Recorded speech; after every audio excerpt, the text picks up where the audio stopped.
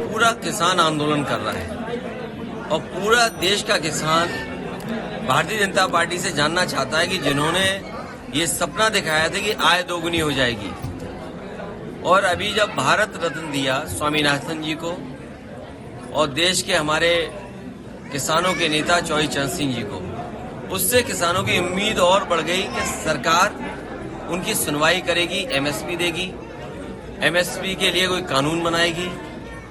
लेकिन जिस तरह सरकार का व्यवहार है, कीलें लगा देना, अगर वो निकल रहे हैं तो रोकने के लिए तमाम चीजों का इंतजाम कर देना, प्रशासन पूरी तरीके से पुलिस लगा करके आंसू गैस गोले चला करके उन्हें रोकना चाहती है। आखिरकार आप भारत रत्न एक तरफ दे रहे हैं और दूसरी तरफ किसानों को आप रोकना चाहते हैं, उनकी मांग नहीं मानना चाहते। आखिरकार भारतीय जनता पार्टी चाहती क्या है? जो लोग सपना दिखा रहे हैं कि 5 लाख ट्रिलियन डॉलर की इकोनॉमी बन जाएगी, सच्चाई ये है कि किसानों की आय दोगुनी अगर हो जाए तो आपकी 5 ट्रिलियन डॉलर नहीं, हो सकता है 10 ट्रिलियन डॉलर इकोनॉमी भी बन जाए।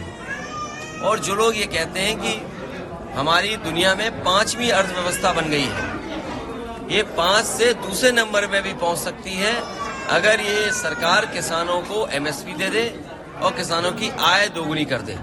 अध्यक्ष जी, कल पल्लवी पटेल ने कहा है कि पीडीए ने 3 लोगों का राज्यसभा टिकट घोषित किया, जिसमें जया अमिताभ बच्चन, आलोक रंजन और रामजीलाल सुमन जी। देखिए, क्या पीडीए का मतलब अल्पसंख्यक महिला नहीं हो सकती थी? क्या पीडीए का मतलब पिछड़ा महिला नहीं हो सकती थी? भारतीय जनता पार्टी से और भारतीय जनता पार्टी के लोग पीडीए से घबराए हुए हैं।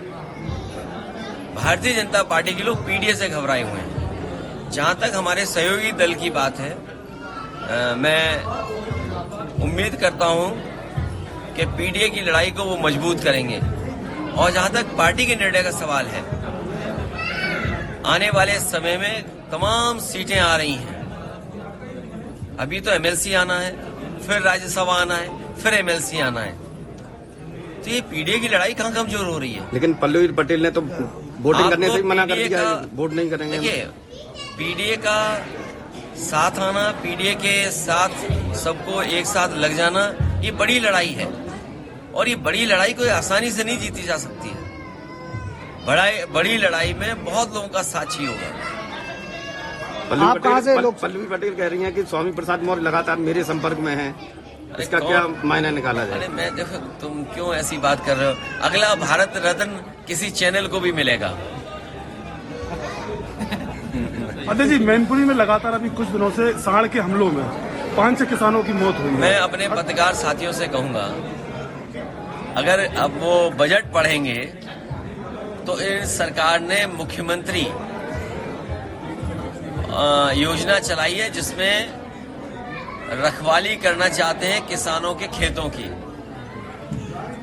मुख्यमंत्री खेत सुरक्षा योजना, अगर कोई इसको अनकोड करे, मुख्यमंत्री खेत सुरक्षा यही है कि सांडों से सुरक्षा करना, तो 50 करोड़ में सांड से कैसे सुरक्षा हो जाएगी? और फिर पूरे उत्तर प्रदेश में कोई दिन नहीं जाता है जिस दिन इन जानवरों की वजह से किसी की जान न जा रही हो। ये सवाल कई बार विधानसभा में उठाए, लेकिन सरकार इस समस्या का समाधान नहीं ढूंढ रही है। और तब नहीं ढूंढ रही जब देश के प्रधानमंत्री जी ने कहा था कि 15 दिन के अंदर छुट्टा जानवरों की समस्या का समाधान हो जाएगा। आप लोकसभा चुनाव कहाँ से लड़ने वाले हैं? आप कहाँ से लड़ने वाले हैं? बहुत जल्दी और सूची भी आ जाएगी आपके सामने। आजमगढ़ की चर्चा बड़ा जोरों पे है। रायबरेली से सोनिया गांधी ने लड़ने से मना कर दिया है। तो ये पार्टी की उनकी अपना फैसला है, हमारी पार्टी का अपना फैसला हो। नहीं, कांग्रेस का एक मजबूत गढ़ माना जाता है रायबरेली और अमेठी, लेकिन अब नहीं, मजबूत गढ़ तो नहीं है। ये सही है कि वो उनकी ट्रेडिशनल सीट है और कांग्रेस की सीट ही मानी जाती है। समाजवादी पार्टी ने हमेशा उस सीट पर कांग्रेस का ही सहयोग किया है। मुख्यमंत्री योगी आदित्यनाथ ने कहा कि पूरे प्रदेश में 80 की 80 सीटें इस बार जीतने वाली है भाजपा। मैं आपसे कह रहा हूं कि भारतीय जनता पार्टी अपने सभी सांसदों की सीटें बदलना चाहती है, केवल एक के सिवा। 80 की सीटों पर कईयों की टिकट कटने जा रही है और एक जो सीट है वो अपना क्षेत्र बदलना चाहते हैं। तो सोचिए जिन्हें अपने सांसदों की टिकट काटनी हो और टिकट काटने जा रहे हो तो वो क्या जीतेंगे। अगली सूची में क्या चाचा जी के का सोचा नंबर है है अगली सूची में? नहीं, अगर आप पे कुछ सुझाव हो तो बता दो। चाचा का क्या अगली सूची में नंबर है? अगर आपके पास कोई सुझाव हो और फिर आप ही कहोगे सब परिवार चुनाव लड़ गया, ये पत्रकार भी बड़े कमाल के होते हैं।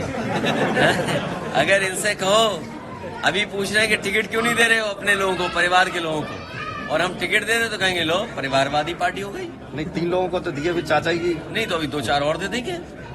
तो आप लोग क्या उम्मीद करते हो भाई? आप ही दिलवाना चाहते हो और आप ही चलाओगे कि परिवारवाद, तो हम कैसे बचेंगे भाई आपसे?